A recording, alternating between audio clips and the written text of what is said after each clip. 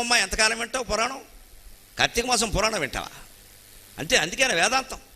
ఏముంటుంది ఆ పురాణంలో? ఏమొచ్చింది నీకు ఆ పురాణం వింటే? మాఘం స్నానం, మాఘంలో స్నానం, కార్తీకంలో దీపం, ఇంతేనా? లేకపోతే 10,000 దీపాలు పెట్టేద్దాం, 1,00,000 దీపాలు పెట్టేద్దాం, 1,000,000 దీపాలు పెట్టేద్దాం, మొత్తం ఇంకా ఓవర్గా దీపాలు పెట్టే, ఏదో ఒకటి అంటుకునే వరకు పెట్టి ఈ దీపాలు పెట్టేస్తే పుణ్యాలు వచ్చేస్తాయి. ఎన్ని దీపాలు పెట్టినా ఏమీ రావండి, అనుమానం ఇలా. ఎవరితోనైనా ఎక్కడైనా చర్చకు సిద్ధం. దీపాలు పెట్టడం వల్ల పాపాలు పోవు. నీ మనస్సులో జ్ఞాన దీపం పెట్టవలసిందే ఖచ్చితంగా. నీ మనస్సులో జ్ఞానదీపం పెట్టవలసిందే. ఎందుకు అజ్ఞానంలో ఉంటారు అంటే సంస్కృతం రాక, విషయం తెలియక. ఇందాక మేము దీపారాధన చేస్తుంటే చదివిన శ్లోకం ఏమిటో తెలుసా? పురోహితులు ఎవరైనా అదే చదువుతారు ఖచ్చితంగా. సాధ్యం త్రివర్తి సంయుక్తం వన్హినా యోజితం ప్రియం గృహాణమంగళం దీపం త్రైలోక్యతిమిరాపకం. దీపం ఎలా పెట్టాలో, ఎందుకు పెట్టాలో, అంతిమంగా దీపం ద్వారా దేన్ని సాధించాలో చెప్పాడు. ఇంత వెలుగు ఉన్న చోట ఈ దీపం దేనికండి? ఈ దీపం వల్ల ఏమైనా వెలుగు వచ్చిందా? మీరు ఆలోచించండి.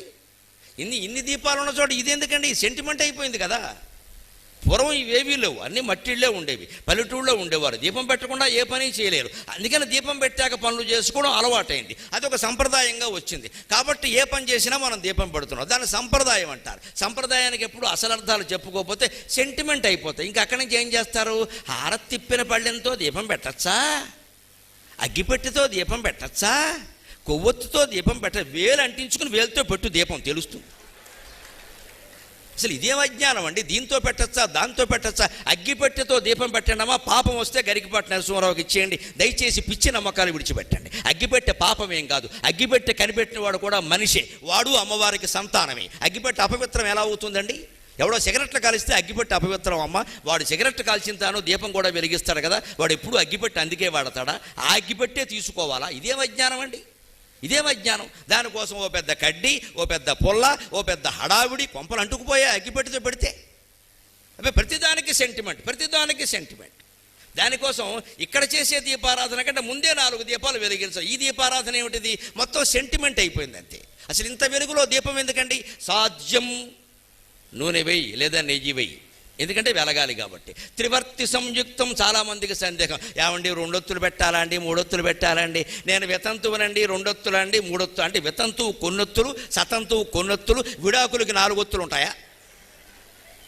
మరి వితంతువుకు ఒత్తు తేడా ఉంటే విడాకులకి వేరే ఉండాలి కదా. ఎలా ఉంటుందండి? త్రివర్తి సంయుక్తం, 3 ఒత్తులు 3 పోగులు కలిపి పేనితే ఒత్తు అవుతుంది. ఎందుకు అంటే దృఢంగా ఉండడానికి. అంతకంటే మహిమ మాయ ఏం లేదు అందులో. పిచ్చితనం విడిచిపెట్టాలి. 3 పోగులు కలిపితే, పైగా అది ఇలా పేలుతారండి, గుండ్రంగా ఇలా పేలుతారు. ఎందుకంటే నీరు ఎప్పుడు పల్ల మెరుగు, పల్లానికి ఎడుతుంది. నూనె అండి ఇలా ఒడిపెట్టి చేస్తే నూనె ఇలాగ వలయాకారంలో ప్రవహిస్తుంది. నూనె లక్షణం అది. నూనె జారుతుంది. నీరు జారడం వేరు, నూనె జారడం వేరు. అందుకని దీపం సక్రమంగా వెలగాలంటే 3 పోగులు ఒత్తు చేసి దాన్ని ఇలా తిప్పాలండి. ఇలా నలిపితే తిరుగుతున్నాడు ఖచ్చితంగా. అప్పుడు మీరు నూనెలో పెడితే వెలుగుతుంది. త్రివర్తి సంయుక్తం. ఎందుకు 3 ఒత్తులు తెలుసా?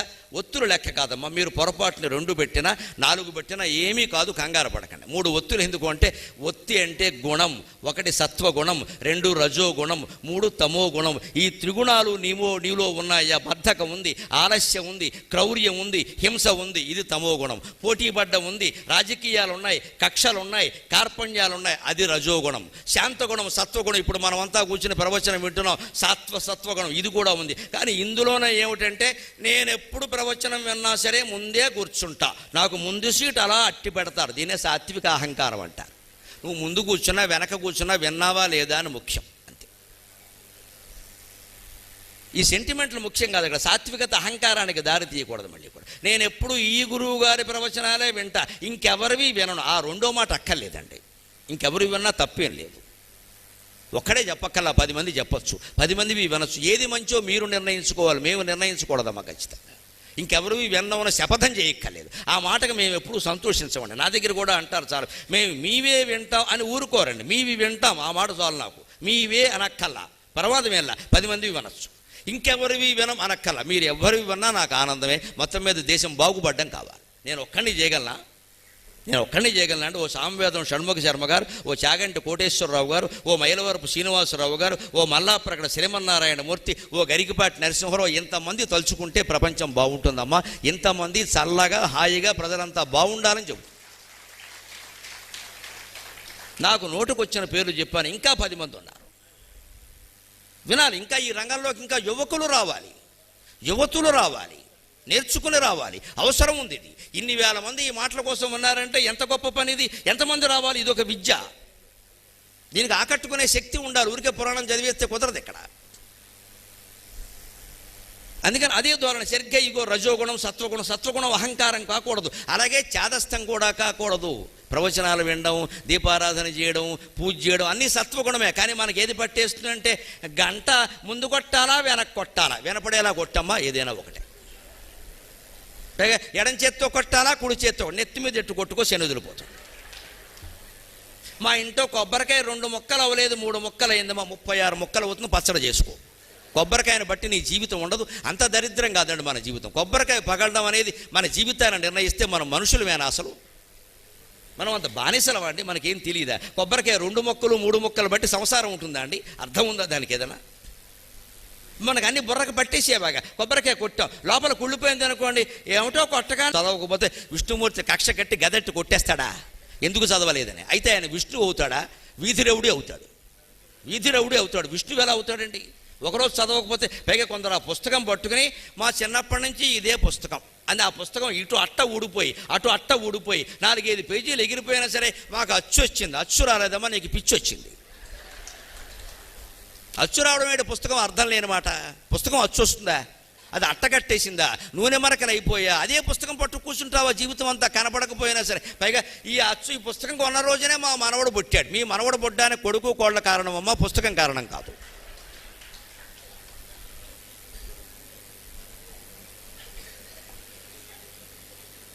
పుస్తకాలకి విగ్రహాలకి లేనిపోని మాయలు మహిమలు కల్పించి ప్రచారం చేసి ప్రజలను పిచ్చివాళ్ళని చేయకూడదండి. అన్ని మాయలు అన్ని మహిమలు మన మనస్సులో ఉంటాయి, మన భక్తిలో ఉంటాయి. అదే దీపారాధన. సాధ్యం త్రివర్తి సంయుక్తం వన్యనా యోజితం మయా. ఇదిగో నేను దీపం వెలిగిస్తున్నా, అగ్నితో ముట్టిస్తున్నా, దీపం వెలుగుతోంది అని ఏం కోరుతున్నామో తెలుసా? అక్కడ గృహాణ మంగళం దీపం. పరమేశ్వర, ఈ మాంగళ్యప్రదమైన దీపాన్ని స్వీకరించవయ్యా, నా మనస్సుగా దీన్ని భావించవయ్యా అని త్రైలోక్య తిమిరాపకం.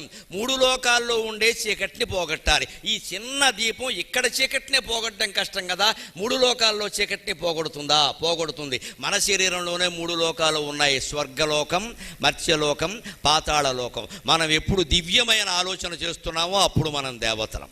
మనం ఎప్పుడు అడుగంటిపోయే పనికిమాలిన ఆలోచనలు చేస్తున్నామో అప్పుడు మనం రాక్షసులం, పాతాళలోకం. మనం ఎప్పుడు సాటి మానవుల గురించి ఆలోచిస్తున్నామో అది మానవ లోకం. ఈ 3 లోకాలు మనలోనే ఉన్నాయండి. అందుకని త్రైలోక్య తిమిరాపకం. నేను దేవతనైనా సరే, రాక్షసుండైనా సరే, మానవుండైనా సరే, నాలో ఉండేటువంటి తిమిర అంటే చీకటి, అజ్ఞానాన్ని పోగొట్టు. అజ్ఞానం అంటే భేదభావం, జ్ఞానం అంటే ఏకత్వ భావం. ఈ అంతా ఒక్కటే, ఈ అంతా ఒక్కటే అనుకోవడం జ్ఞానం. వారు వేరు, నేను వేరు, వారి కులం వేరు, నా కులం వేరు, వారి మతం వేరు, నా మతం వేరు. అసలు ఆడాళ్ళు వేరు, మగాళ్ళు వేరు. ఆడాళ్ళకి తెలివితేటలు ఉండవు, మగాళ్ళకి ఏవో బాగా ఉంటాయి. ఇదంతా అజ్ఞానమే. భగవంతుడు ఒకళ్ళకి ఎక్కువ తెలివితేటలు ఇచ్చి ఒకడు తక్కువ తెలివితేటలు ఇవ్వడం. నీకేదైనా ఆడదాని వల్ల అన్యాయం జరిగితే ఆ ఆడదాన్ని, నేను స్త్రీ జాతిని అనడానికి మనం ఎవరమండి? అలాగే ఎవరైనా ఒక మనిషి మన దగ్గర డబ్బు తీసుకుని ఎగ్గొడితే వాడినను అని మనం ఏమంటాం తెలుసా? ఆ కులం వాళ్ళు అందరూ అంతే, వాళ్ళకి మొదటి నుంచి కన్నింగ్ నేచర్. అబ్బా ఎంత గొప్పది ఈయన కనిపెట్టాడు ఇక్కడ. ఆ కులం అంతా కన్నింగ్ నేచరే, కులం అంతా. ఇంక కులంలో మంచివాడు ఎవళ్ళేడా? ఎలా అంటారండి? వెంటనే వాడికి పౌరుషం వస్తుంది. వీళ్ళ కులమేనా గొప్పదేటి, అడుక్కు తినే కులం అంటాడు వెంటనే. అయిపోయింది, మొత్తం కులభేదాలు వచ్చాయి, గొడవలు వచ్చాయి. ఎవరు బాగుపడ్డారండి? ఒక మనిషి చేసిన నేరానికి కులాన్నంతటిని ఎలా అంటామండి అసలు మనం? గూడూరులో ఒక మనిషి తప్పు చేస్తే ఆ మనిషిని అలా కానీ గూడూరు వాళ్ళు అందరూ ఇంతే. అందుకే సింహపురి ఎక్స్ప్రెస్ ఎక్కడ నేను గూడూరు మీద కోపంతో సింహపురి ఎక్కడ మానేస్తాడా? వెనక సామెత చెబుతారు పల్లెటూళ్ళు, చెరువు మీద కోపంతో ఏదో మానేసేట. ఎవరికి నష్టం? చెరువుకి నష్టం ఏంటి? వాడికే నష్టం. చెరువు మీద కోపం వచ్చి ఏదో కార్యక్రమం మానేసేట. మానేస్తే ఎవడికి నష్టం? చెరువుకే నష్టం, లేదు వాడికే నష్టం. గూడూరు మీద కోపం వచ్చి సింహపురి ఎక్కడ మానేస్తావా? నీకే నష్టం, నీకే నష్టం, రైలుకే నష్టం. ఇది దీపం అండి. ఆ దీపం పెట్టిన చోట మీరు చూడండి, మనలో ఉండే అజ్ఞానాన్ని పోగొట్టాలి, జ్ఞాన దీపం పెట్టాలి తప్ప. కార్తీక మాసం కాదు కదా, ఏ నెల అయినా సరే లక్షల దీపాలు పెట్టినా ఏ పుణ్యాలు మోక్షాలు రావండి. అది ప్రతీక, అది స్ఫూర్తి. ఇంగ్లీషులో కూడా చెబుతా, it's a symbol, it's just a symbol. దీపం అనేది ఒక సింబల్, ఒక ప్రతీక. అది దాని అర్థం తెలుసుకుని మనం జీవితంలో ఆచరిస్తేనే నిత్య జీవితంలో వేదాంతం అనేది మిగులుతుంది ఖచ్చితంగా.